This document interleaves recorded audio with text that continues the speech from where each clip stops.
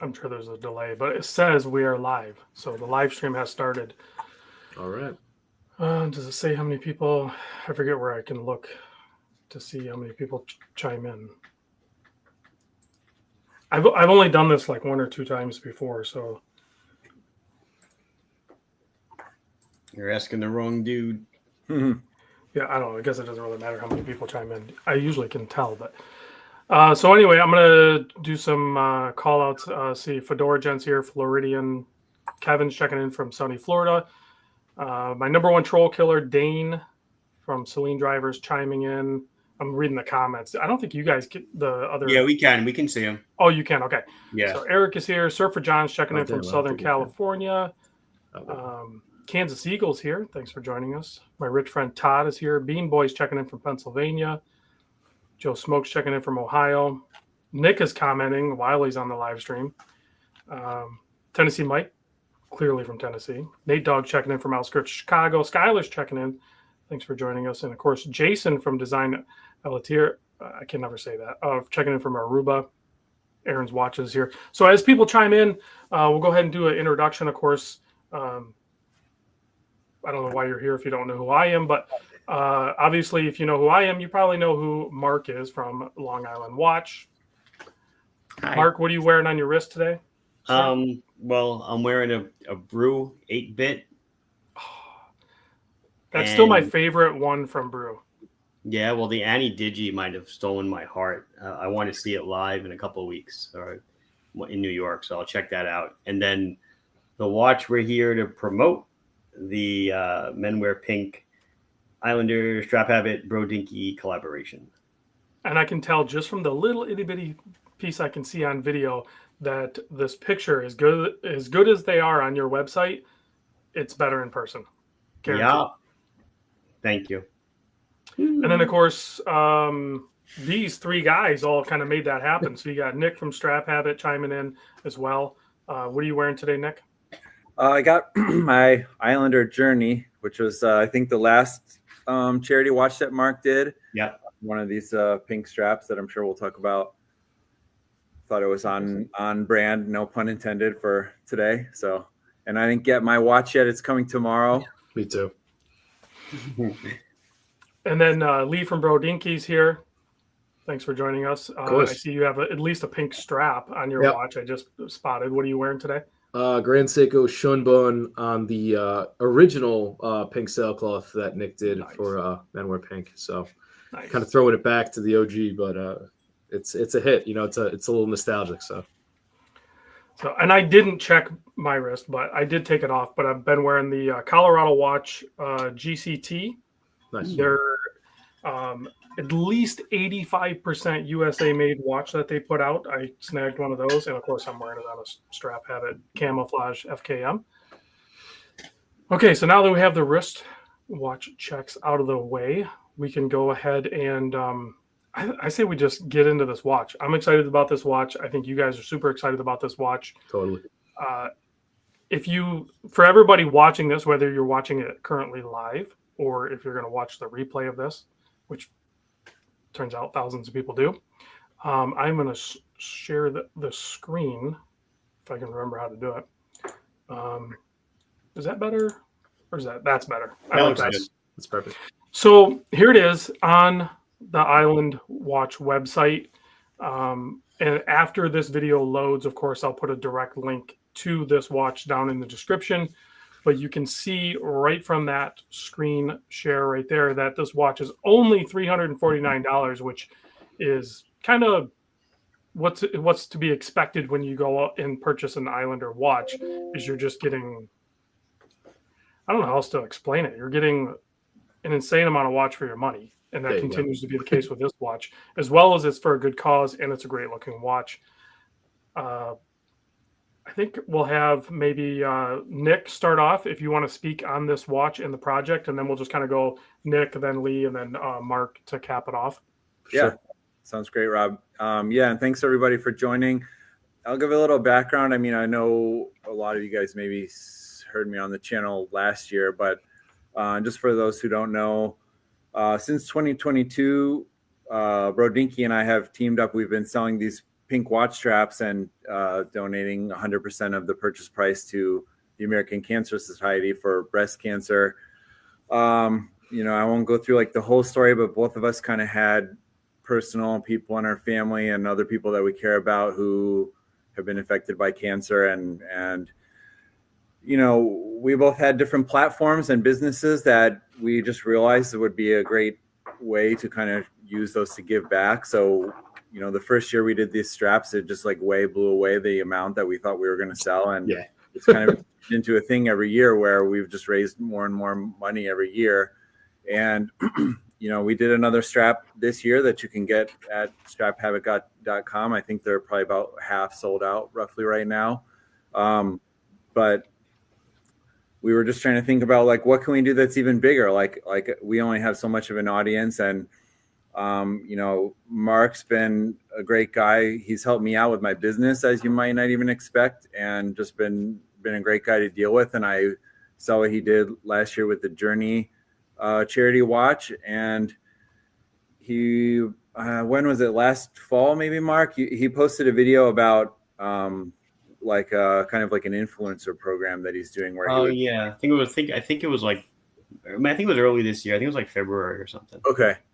And Mark said, you know, he would basically have like a loyalty fee or referral fee to the influencer. And I suggested, let's do a watch, but I'm not an influencer. I don't want any fee. And we donate the fee to American Cancer Society. And Mark jumped right on it, but he offered to donate the entire price of the watch, which just blew me away.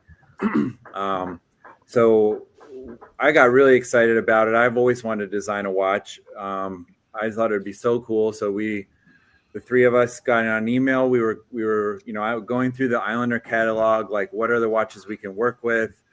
We suggested a few things to Mark, and he kind of helped us narrow down, you know, what watches can be customized well and things that he thought would sell well.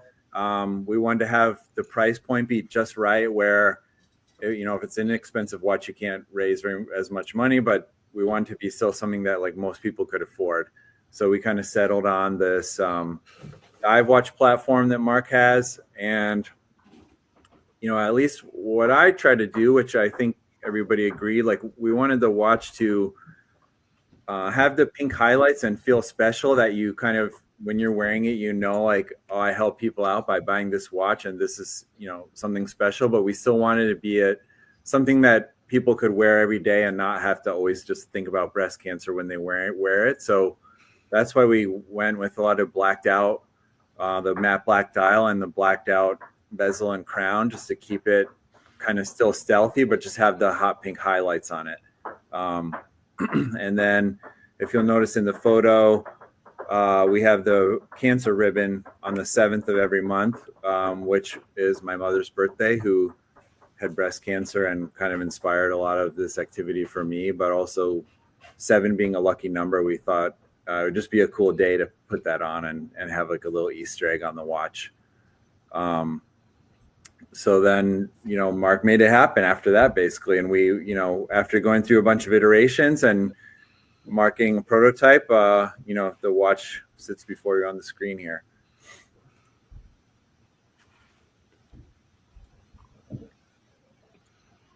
So, you know, it also includes the bracelet that you see, and I had to put a StrapHabit strap on it, obviously. So it comes with a strap that you can't get anywhere else. It's the all black strap with pink stitching, which I thought would match with the watch and kind of the stealthy look more than the all pink strap, which, you know, you could put it on that watch too if you wanted something all pink. So I don't know if you guys have anything else to add that I missed. I mean, I'm not gonna lie, you really covered it well. But I think you hit it on the head. I think we wanted to make something that everybody could wear any day of the year, not just necessarily in October. You know, you break it out in October, throw it on the pink strap. You can kind of go full send if you want there. But I think it's a cool enough watch. You could wear it anytime. We tried to make it that way by only incorporating sort of just pink accents and kind of, we put a lot of Easter eggs. Even if you go to the case back, there's a lot of little Easter eggs there and like things that sort of have meaning to, you know, one or all of us. And yeah, it was really cool. I got to say, working with Mark was really awesome. You just get to see how much he knows and how much he's experienced, because we were just throwing things at the wall and being like, let's see what sticks. And he's like, no, guys, let me tell you how this works. Like, he's sharing war stories and like, stuff about other collabs and things like that. So it was really, I mean, what a wealth of knowledge to have. Obviously he's kind of known as one of the good guys of the industry. And I think that just rings true 100%. I don't think he's been anything but that to us either. And, yeah, I mean, his willingness to even just take part in this is tremendous. So we can't thank him enough for it. But yeah, it's such a fun thing. And me being from Long Island, I mean, like, what an honor to be able to do something with Island Watch, which is also really cool. But yeah, I mean, it has a little bit of personal touch for all of us. And it was just really cool to be able to kind of bring it to life. We spent a lot of time over email and sending pictures back and forth and suggestions, and then kicking around the limited edition number. For those who don't know, it is 200. We are about halfway sold out already in pre-order, which is amazing. So I did see a couple people saying that they were a little hesitant pulling the trigger. Don't wait too long if you are. So, Mark, I don't know if you have anything you want to kick in, but again, thank you for everything. I could probably talk. Yeah, so as they mentioned, it's a 200 unit run. We started putting them up for pre-order. I actually think it's only like 10 or 11 days ago. Yep. And it was pushed out on Brodinkee and StrapHabit socials. And just through that, we sold through right around almost half of them so far. This Thursday, 6th, 7th, 8th, 9th, the 9th, we'll do the official drop. The pre-order button will go away. It'll be a buy now button. I'll drop the video and we'll do our full push and then try to sell them all. The remainder, obviously, it would be nice to get them all done in the month of October. I think based on how everything's going, more than likely we probably will. And we'll start shipping out all the pre-orders and stuff early next week. It's been a lot of fun. I love doing stuff like this. I mean, clearly I don't own the design of this watch. It's an SKX 007 for the most part, but definitely made it our own. The bracelet is awesome, as a lot of people in the comments said. It's this scales kind of coffin link bracelet that we started selling, I don't know, about 6 or 8 months ago. It's just super cool. So if you want less pink, then this is the bracelet that does it. And then I put mine on the strap because, well, I guess I had to, right? I wanted to do it when I think when I did the video, I wanted it on the strap. But changing it to Breeze, Nick includes little, quick release spring bars. So that was really cool. Comfortable strap, really nice. And I just like doing stuff like this. And, as was mentioned, we'll donate everything. So somewhere around $69,800 is the check that we'll write to Ganja Society. So if you do the math, it's basically I'm donating the time and effort. My staff that packs and ships and does everything else. And then obviously all the cost of goods sold is a donation. And you guys are really making up the bulk of the donation. So it's super appreciated. Definitely couldn't do it without everybody, doing their part and buying one. And it's just nice to see good things happen. Like, for example, all the photos you're looking at, they're shot by Ty Alexander Photography. You probably follow him on Instagram. He comped this entire photo package. He didn't charge me anything. He's awesome. He's awesome. And I was like, no way. And he's like, yeah, he's like, this is on the house. Don't worry about it. Good cause.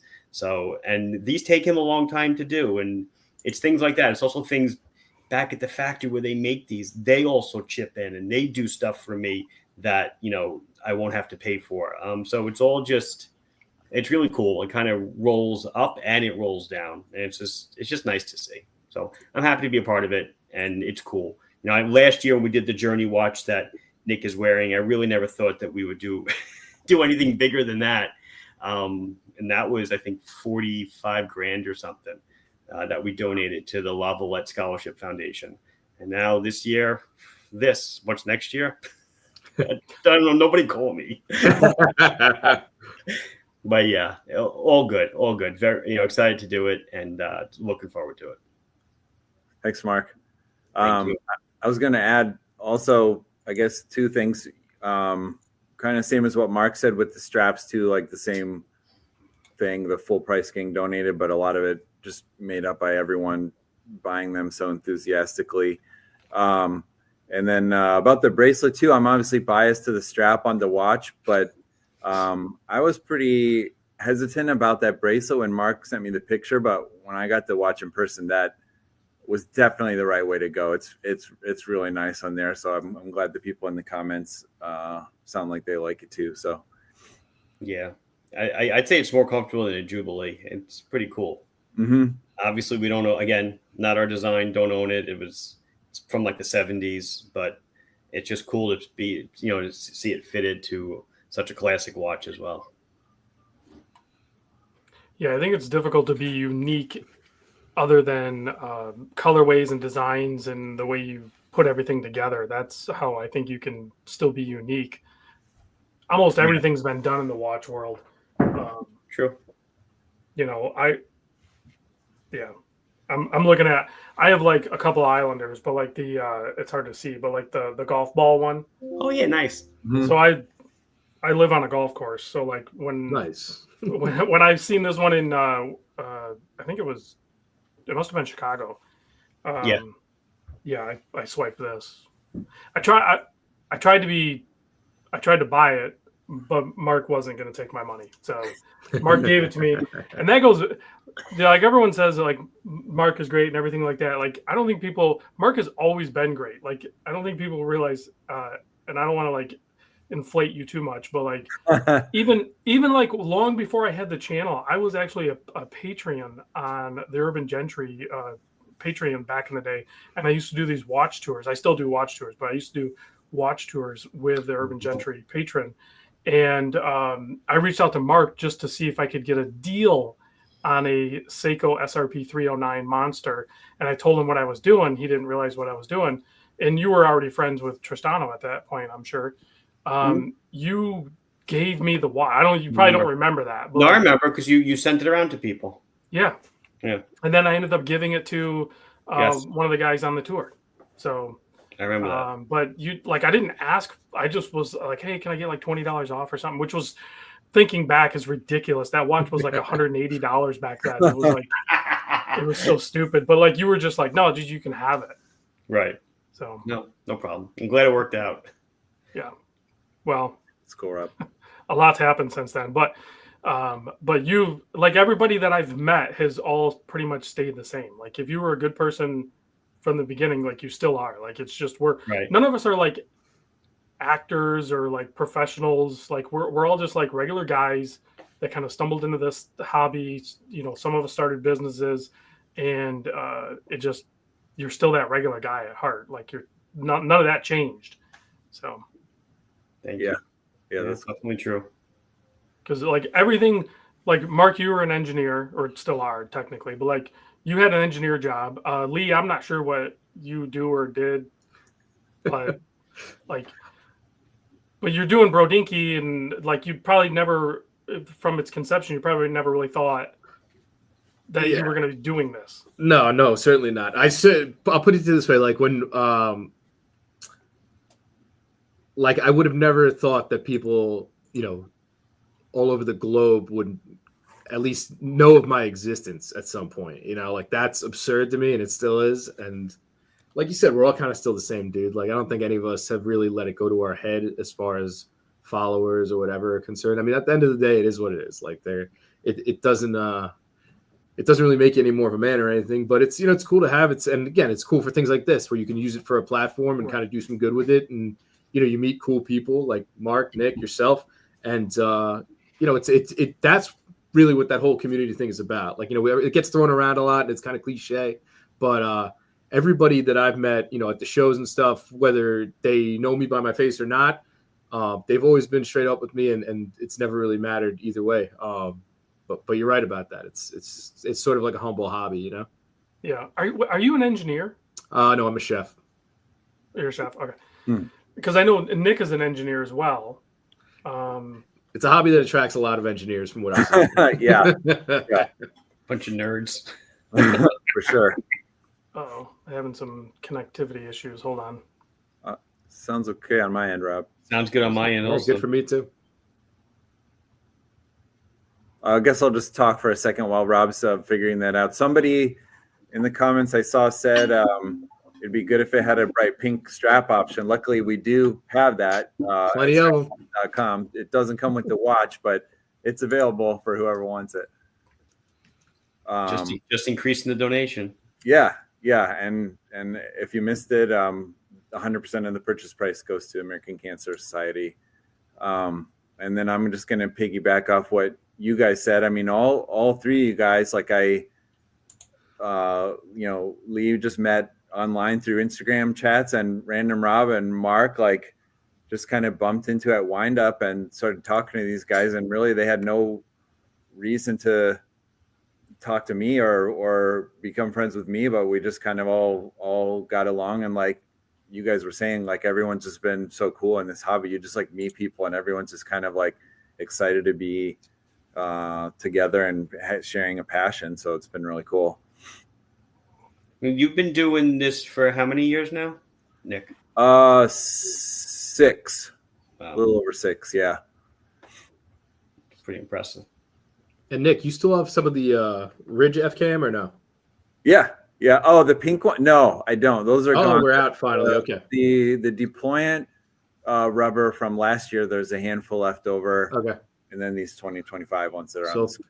So some people, if you're looking for a rubber pink strap, he does have a few of those left too. Mm-hmm.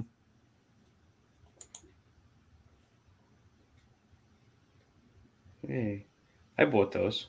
The pink rubber, I think I bought 20s and 22s. I bought a bunch of them. That was a few years ago. You're saying Yeah. these are sold out? These are available. The deployant ones are available. The buckle ones are sold out from 23. Oh, I see. Okay. Yep. Yeah. Nice. I have the buckle one.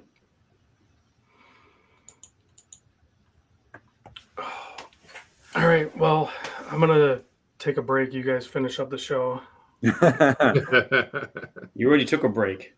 Oh, I know, but like I'm union, so like I get used to it. Like if you take a break, like the longer the break is, the longer the break needs to be. Like one break leads into another break. Okay.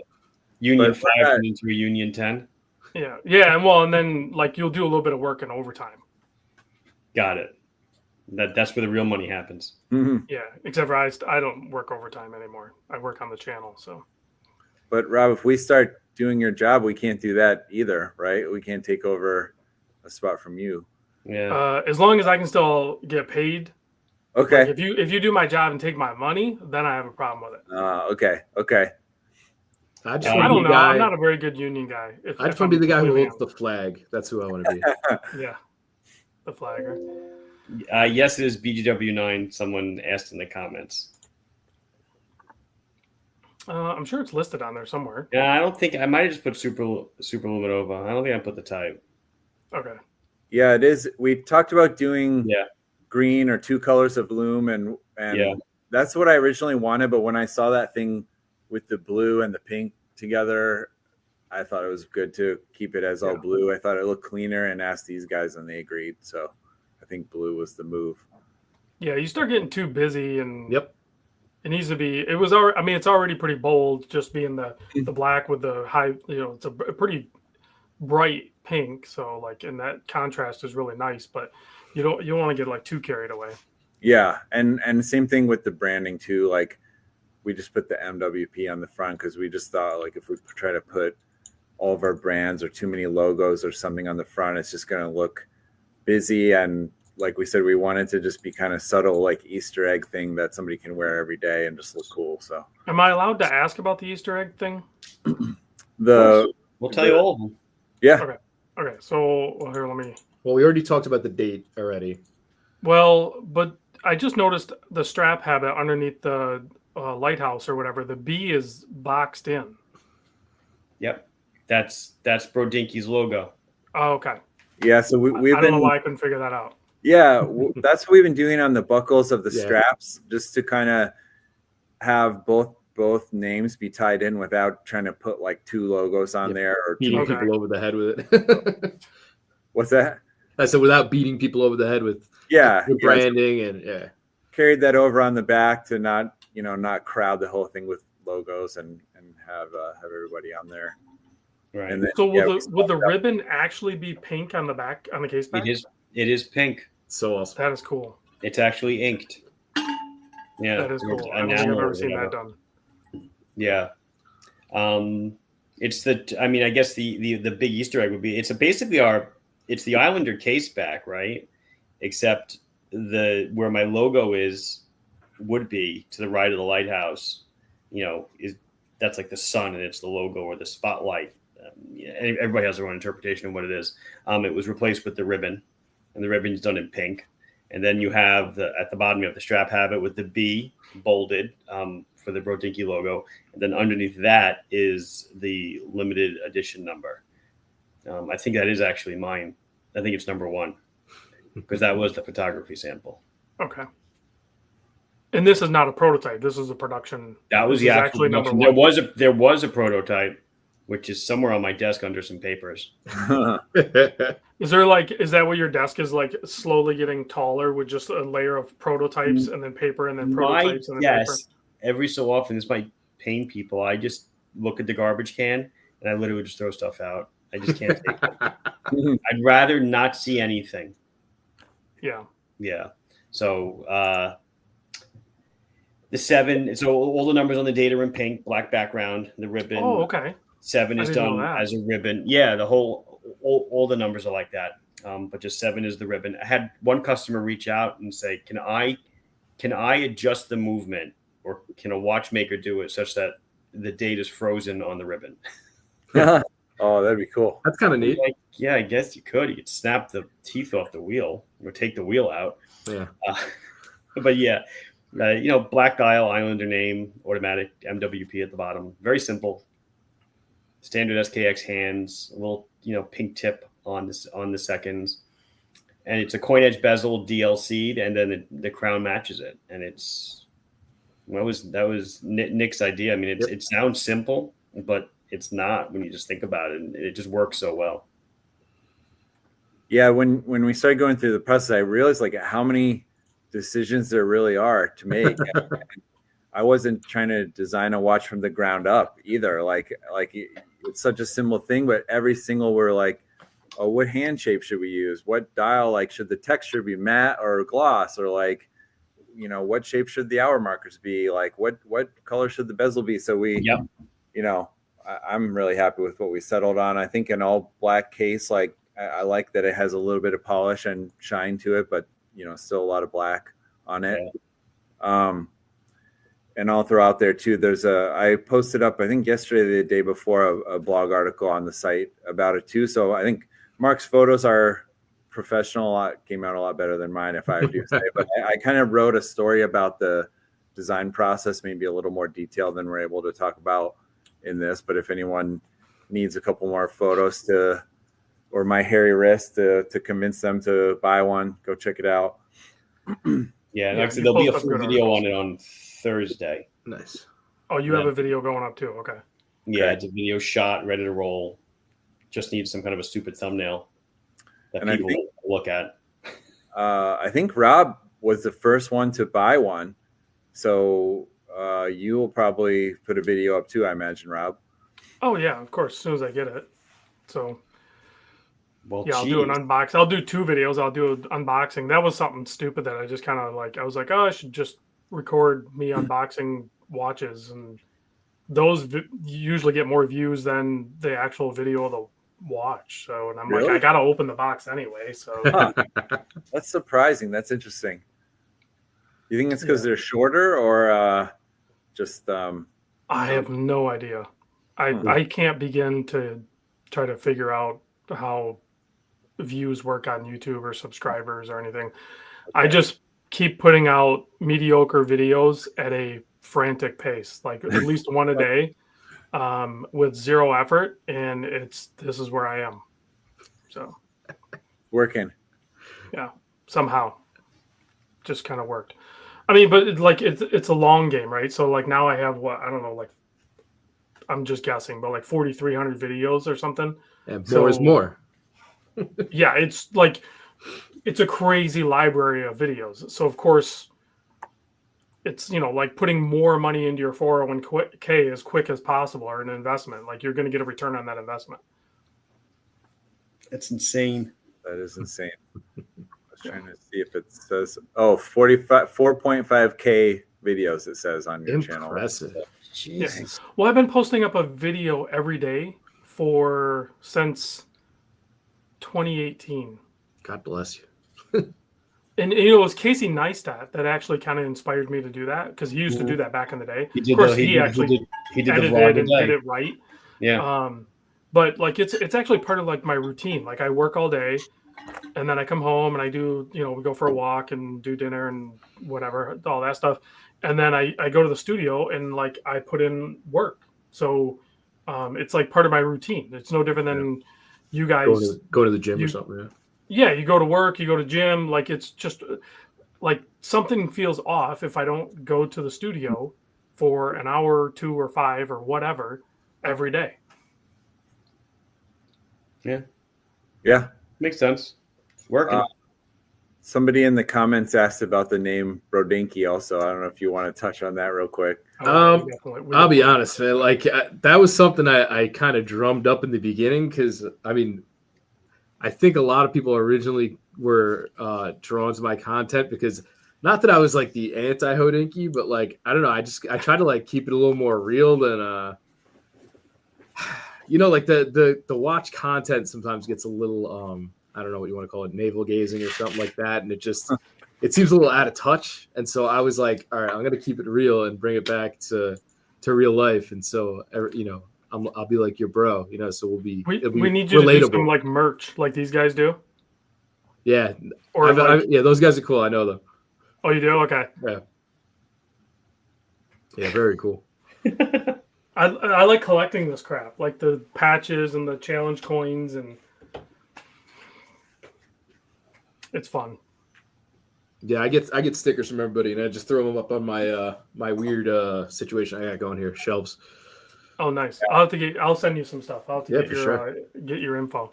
Definitely. So you got Standard H on there. I got my Standard H shirt somewhere back here. Mark has done some merch. I have a couple of shirts from Mark. Yeah. I hate merch.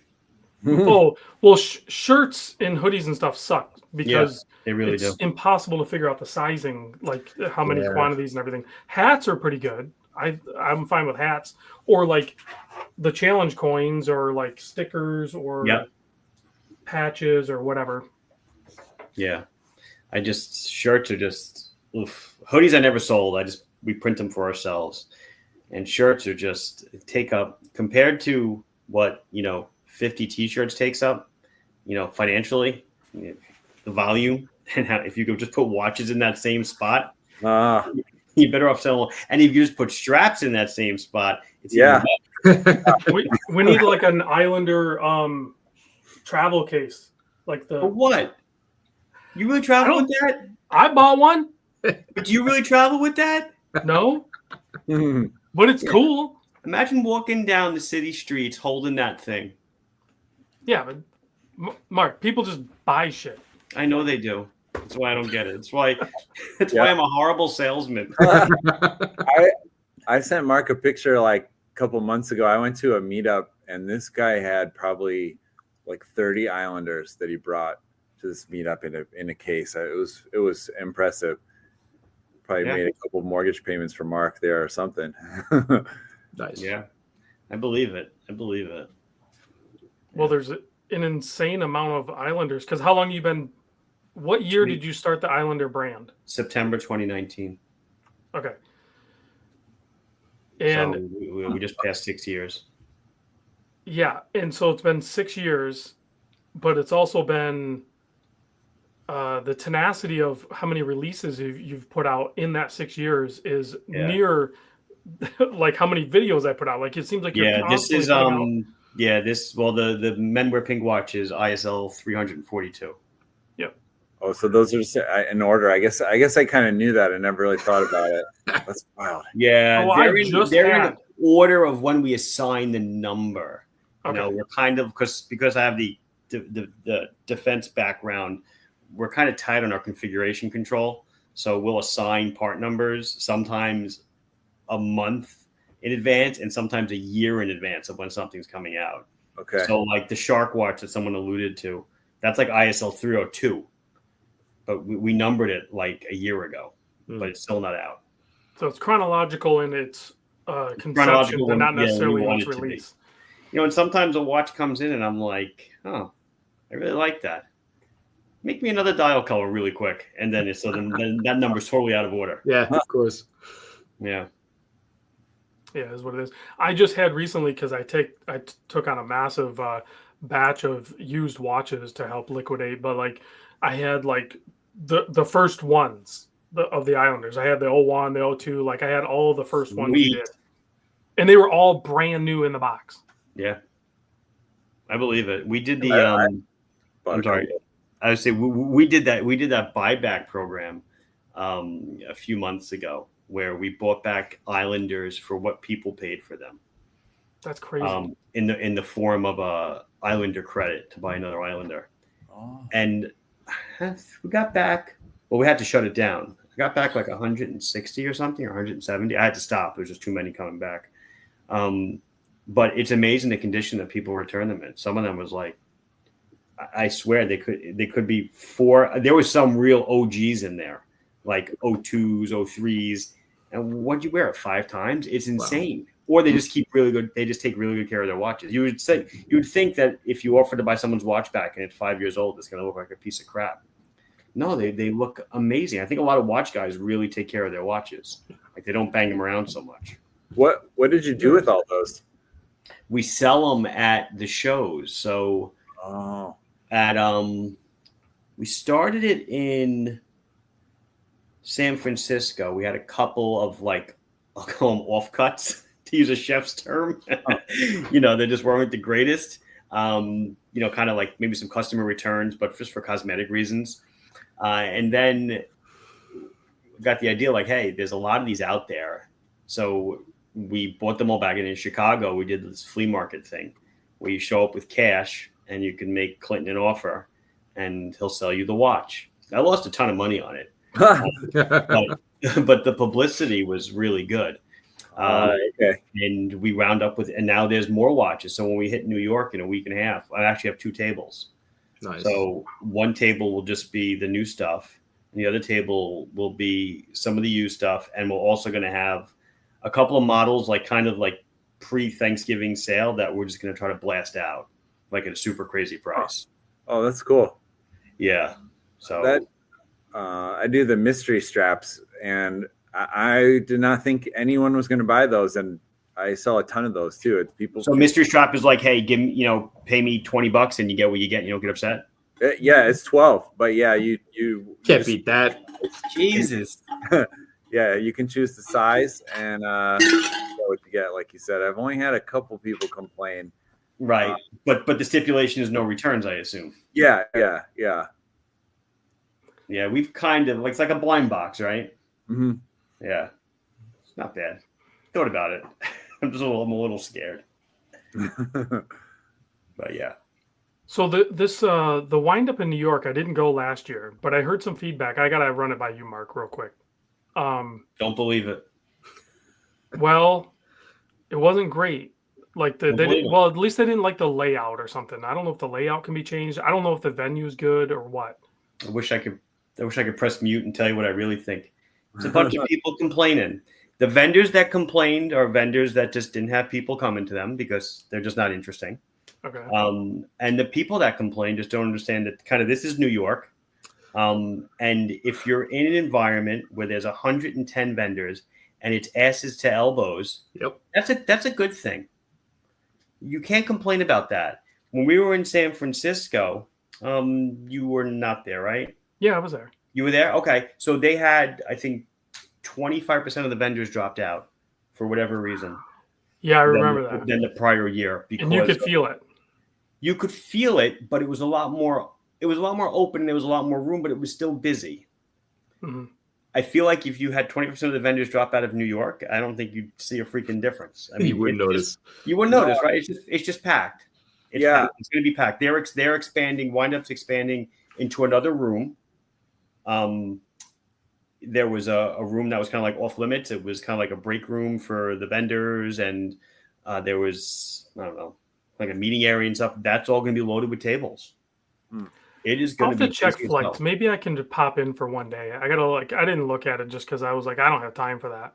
I want to say it's 115 or something, or 120 vendors. That's crazy. It's pretty impressive. I was going to say, Mark, last year, Friday was jammed, and then I think I heard like the fire people got involved. And so on Saturday, I was in the show. I went out to have lunch. I came back and I'm like walking in, like going to walk right in the front door. And the guy like points this way. Oh, yeah. They had him going around the other side, right? Down the street. And they were making people wait to come in because the building was overcrowded. I love it. So I love to hear. Saturday I wasn't there last year. This year I'll be there. And there was 2 floors. You were there one day for a minute, right? What's that? I think you were there for like half a day or something. I was there Friday. Okay. That was one of my crazy schedules ever. I was there Friday. I left the city on Friday. I drove out to State College, PA. That's where my son was at school. Went to Parents' Day at Penn State, which is a huge waste of time. Because it's not something I would participate in. I just want to see my son. I can see him whenever I want. And then Sunday morning, I woke up at, I think, 3 or 4 a.m. and I drove back from State College into the city. So, yeah. But this year, I'll be there all 3 days. I'll be there. I mean, my staff was there, so they did a great job. But this year, I'll be there. And so is everybody going? Nick and Lee, are you guys going? I'll be there. Minimum one day. I'm going to get peer pressured into going. Do it. I'm coming in. I have to go to LA next week for the week. So I'm going to fly in Friday, like afternoon, and then just attend the show. I'm not vending there, but attend the show and fly out Sunday. So, Mark, somebody asked about how long it takes to what did the question say? From idea to getting in the watch in stock. How much time does it take? It depends what it is, right? If it's an SKX rip, well, like this is, let's just be honest, it's what it is. This is something where cases are almost ready stock. So barring any movement shortages, which right now the NH movements are stupid short. I don't know. What was this? This is probably like just a couple of months from the time we nailed it down to the time I got a sample. Yeah, I think we started around May, and then maybe around June, I think was when we had the design locked in, I feel like. And then, you know, I want to say by like late July, we had a sample. And then, I mean, if I wanted to go full production, we could have, but we always like a sample. We made some changes.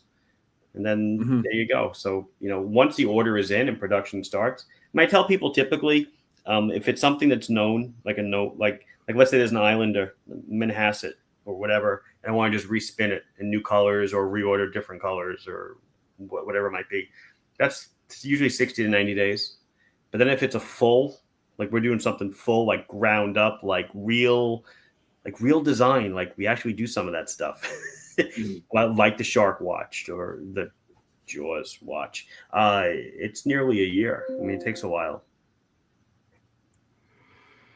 I feel like with myself and, you know, Rob always talks about like how many straps that I have. Like, I just feel like ideas come into my head and I put it together, and whenever it comes out, I develop it. I feel like real business people like have a schedule and a strategy of when to launch things. Oh, in Q3 we're doing this or whatever. And I just like, once it's ready, I'm like excited and just put it out for sale, I guess. Like that's like the way I'll be sometimes. Like that's, yeah. I mean, that's like honeymoon phase, right? And we closed last year with so much inventory on the books. I mean, had to be probably 40 SKUs that weren't released yet. Okay. And I was like, wow, this is horrendous planning. And this is just so I'm trying to be a little more diligent about it. You know, from a business aspect, you know, I feel like the customer has a limited pocketbook or or a purse or a wallet. The entire Island watch, you know, amongst all the consumer base, there's a limited amount of money they'll spend. So I try to gauge it that way, but I'm kind of learning that that might not actually be true. And it seems like there's always someone that will spend money. So I tend to not sit on drops. Like the new Bayports that I just kind of dropped today. I just put them on Instagram. I got them a few weeks ago, got the photo shot, and I said, what the hell am I sitting on them for? Just put them on the website. You don't have to announce it big time with a video and a newsletter and this and that. Just put them out there. Let people start seeing them and buying it. And they'll find it, and they find it, and that's it. But you put, hey, Mark, what was your favorite Islander collab piece? I don't know. I like probably the Kraken, the Phoebus Kraken. That thing was dope. That one is cool. That was the I just white had one. of those in not long ago. That was really, really nice. That was nice. I like the second Range Master, the mechanical one on the green khaki strap. That was nice. I wear that a lot. That's about it. Somebody talked about health also. These. Oh my God. I mean, FKM, they make PFAS free FKM, which is what my manufacturers use. They've sent me health. I don't know. Ever since I started wearing your straps, my testosterone level has skyrocketed. Like an 18-year-old boy. It was low before. My libido's off the charts. Perfect. Yeah, I noticed that too. The new Bayports, like, I don't know. Yeah, they're just like, I can't keep up. Like, and there's I'm probably not the right person to ask about watches, weirdly enough, just because like I get to see too many of them. Mm-hmm. I mean, you guys probably do too. Yeah. Sure. Yeah, it's a commodity. It is, but like I still get excited about watches. Like it has to be something different. Like the watch that we're talking about, of course, the men wear pink one. The golf one, that was one I got excited about. It doesn't have to be a certain brand, price. There's no like definitive thing that will draw me in. It's just it's an emotional purchase pretty much at the time. It's crazy because that watch was originally developed. Well, obviously it's a Melville offshoot, but Ryan put that together because he knew the Ryder Cup was coming to Bethpage. Last week, what a shit show the middle of Long Island was. And it's so funny. We sold out of the watch before the Ryder Cup even started. We didn't even have to do any kind of Ryder Cup tie-in. That's awesome. And now they just came in again. We just got a whole nother batch of them. They're in now, so I got to get them back on the website. But yeah, that was insane. Well, and there's a future for this too. Like you could change a couple of things, and then it's a different golf ball watch. Yeah, or it's a tennis ball watch. I don't like tennis, but me neither. I don't like golf either. But if you'll I don't either. I actually don't. But you know what? A lot of watch people do like tennis from all the things I see on Instagram. So really, every year, U.S. Open. That's all I see for like a week straight. I'm like, really? This is what we're doing? Oh, wow. I think a tennis ball watch would do. I don't know how you would do it, but like your creativity. I don't know if it's always been there, Mark, but like, you and I have talked about a few things. Of course, Ryan as well, but like, you got a knack for it. Thanks. Pickleball watch, nice. I see a lot of pickleball out by me. There's a lot of elderly people out by me. There's a lot of it here on Long Island for sure. It's hot, man. Actually, one of my neighbors specializes in pickleball jewelry. She does it for a living. She custom makes pickleball jewelry. What is pickleball jewelry? I have no idea. Like, is it like for pickleball, or is it just like? I don't know. I've never seen any of it, but she's doing pretty well. Interesting. I don't know where the money came from, but market for everything if you can find your right niche of people to sell it to. Doesn't matter. Doesn't matter. Money's green no matter where you go. That's right. Oh, well, Mark actually does this. I was going to say that's a real thing already. Yeah, we do that. Yeah, you started a whole separate brand around that. Yep. Yeah, we're up to, I think, 8 different colors now. It's not doing as well as I thought it would or as I wanted to. It's poking along. Maybe went down the wrong path with a couple of things. Maybe, it's a figure out kind of thing, and I'm figuring it out. Some of the colors do okay. Some of them kind of don't. But right. So do you stay committed to it, or you just let it die and move on? Or no, well, wasn't my idea. It was actually a customer that came to me. It's a watch aficionado who was on Watch Crunch. And he reached out and gave me a whole business plan. Basically, he had a wonderful idea. I loved it. Yep, that's it. Varsity Watches, and I loved the idea. And the idea you see today is not the idea that he came to me with. The idea kind of morphed as things do over time. And what you see now is where we are. It's kind of like almost like a low. It was we'll just call it a low risk approach to what we wanted to do. Not getting the trademarks from the schools. But maybe the design of the watch wasn't right. Maybe the choice of watch wasn't right. I don't know. Yeah, I know there's another brand that actually somehow gets. Yes, there is. It's the guy that owns the rights with the Heisman Trophy. It's okay. I forgot his name. Axios. Yeah, that's Axios. Yeah, Axios. Something like that. Yeah. Yeah, he was in New York. Yeah. Yeah, because they had an event here for Ohio State. I wasn't available to go to it, but they did some kind of Ohio State watch recently. Yeah. Those licensing fees are just stupid. Yeah, I bet. Oh, I can imagine. Yeah, so it's just not worth it, at least for me. Well, we're getting close to the end. I wasn't sure how long you guys were going to stick around. I don't know. You guys stuck around for some reason, but if there's anybody that is viewing the live stream, if you have any questions for Nick, Lee, or Mark, not for me though, I'm done. So if you have any questions for the other three gents on the live stream, chime in now. This is your chance. It doesn't have to be watch related. It can be very personal. They're very open about sharing personal stuff. So. Yeah, somebody scrolled up, jumped back, asked about the XL straps, and they're actually selling a lot better than I thought. So I already added 24 millimeter, and because a lot of people are asking for that, and I'm going to start adding more colors as well. So I was surprised how well they'll sell, but I would have pretty regularly guys with like 9-inch and up wrists like emailing me looking for straps. Just Neanderthals, big early men. Vikings. Most of them will go up to like 8. I have a couple that would go up to 8.5, and people would be like, no, that's not going to work. So I have one that's like super, they're almost like comically long to look at, but I've only had a couple people return them and say they're too long, and like a ton of people are happy to have them. So yeah, it's awesome. So there's a question for Lee.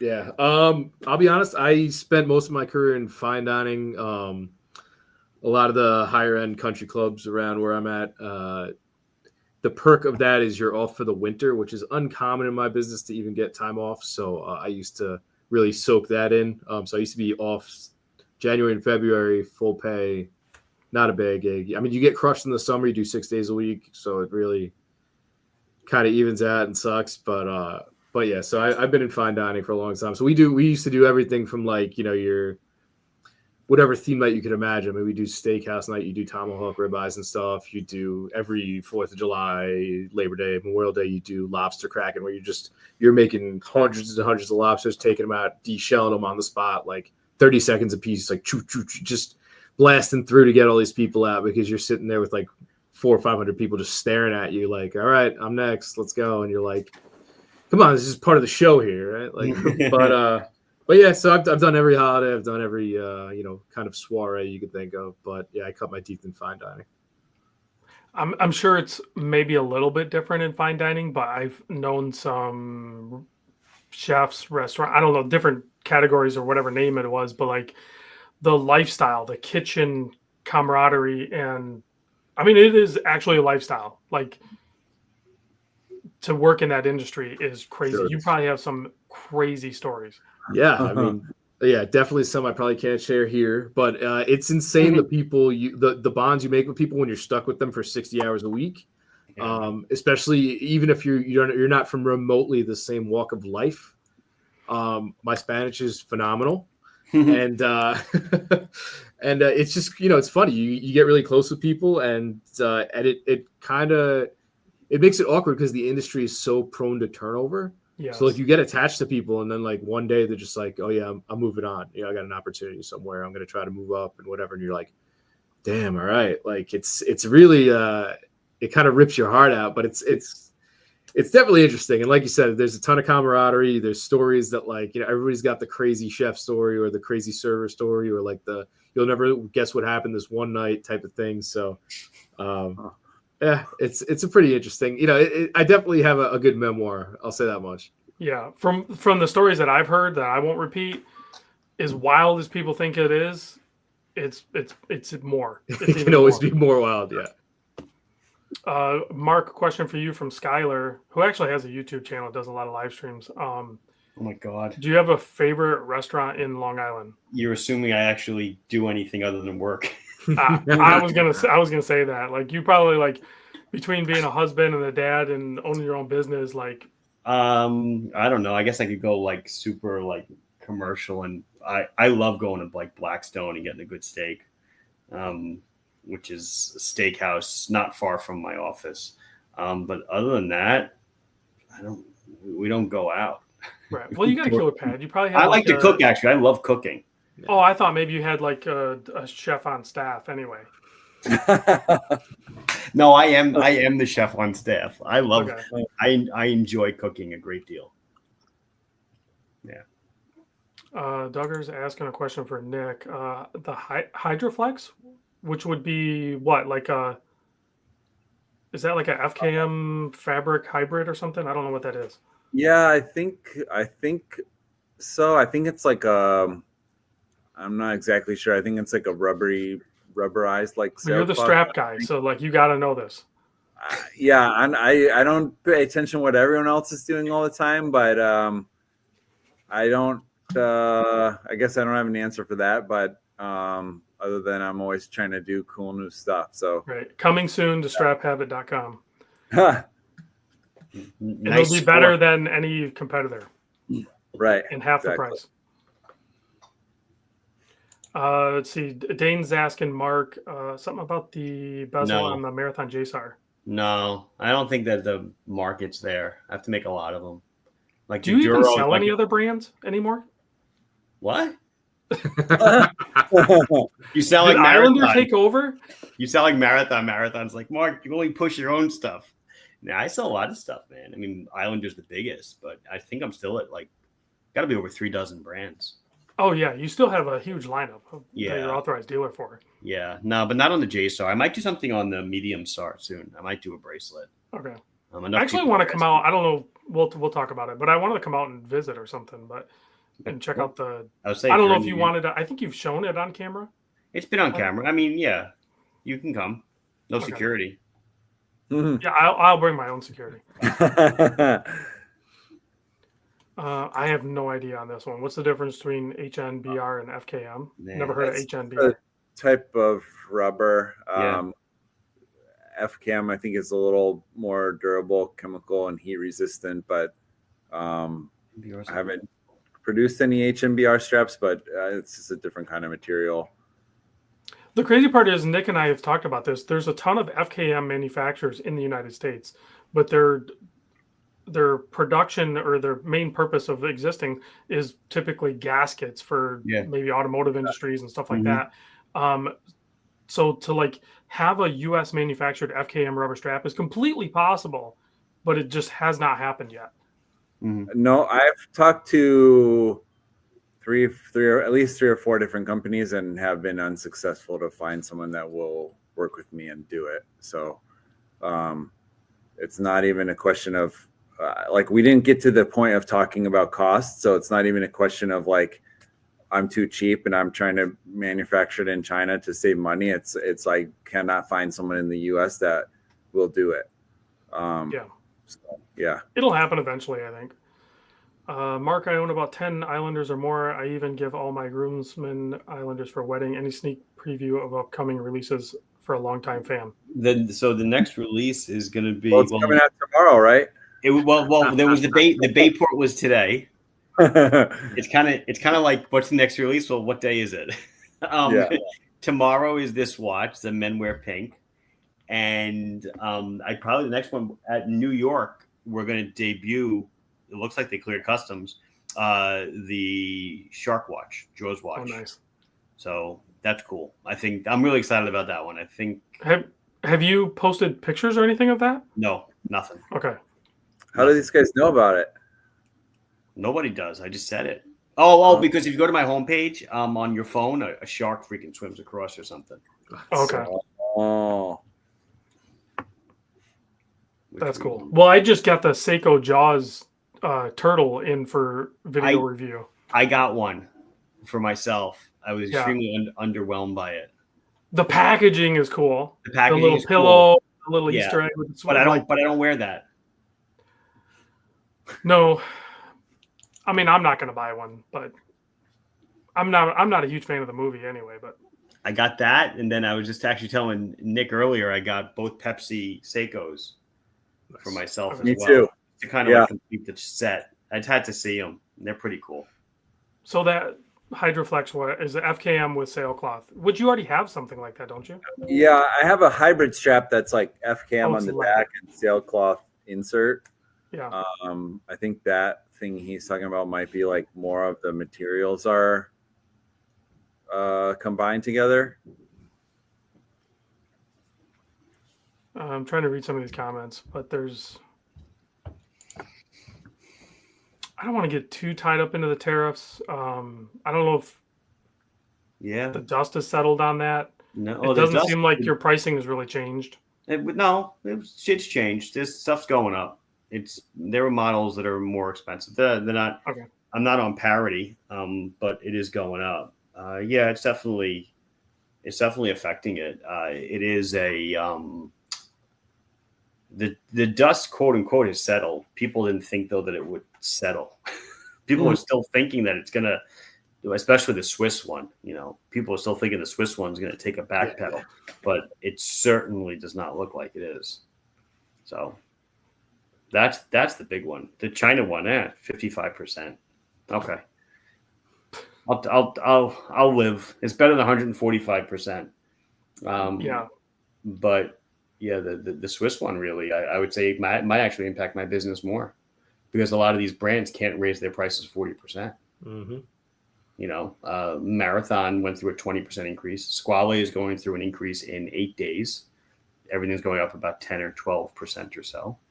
And a lot of these other EU countries where they're now 15% tariffs flat rate, they haven't done a thing. Damasco has basically said, "Oh, it's too bad. You live in the U.S. That's your problem." Laco is considering a modest increase next year, but they kind of don't care. Which I guess I get it. If I were them, I'd be like, well, why should I change my global pricing policy because of what the U.S. is doing? But truth be told, the U.S. is pretty much the largest customer for most watch brands. I know I get heat for this all the time until you actually go and talk to a lot of brand owners, and they'll tell you the U.S. is their primary market. Right. So you have to do something. You have to respond. You have to figure it out. Yeah. I mean, in all cases, it's going to end up being some sort of price increase. You just have to figure out what that looks like and how can you still remain competitive in the market. Right. And who eats it? It's not fair for me to eat it. It's not fair for the customer to eat it. And it's not fair for the manufacturer to eat it. We should all... it's a tax. The consumer is going to get taxed. That's how it works. For sure. So, all right. We've been over an hour. I appreciate you guys being here. You really carried the show. I think you guys are welcome back every Monday now. Thank you. Yeah. Well, it takes a lot of load off me. So, I think maybe I'll do more guests on the show. Maybe that'll work. I was concerned about having 4 people on at once, but it worked really well. Yeah, I thought it was pretty good. Thanks for having me. All right. Well, you guys stay here. I'm going to end the stream. Stay here for a second, though. I want to tell you guys something. But goodbye, all the viewers. Thanks for joining. Take care. Thank you. Thank you.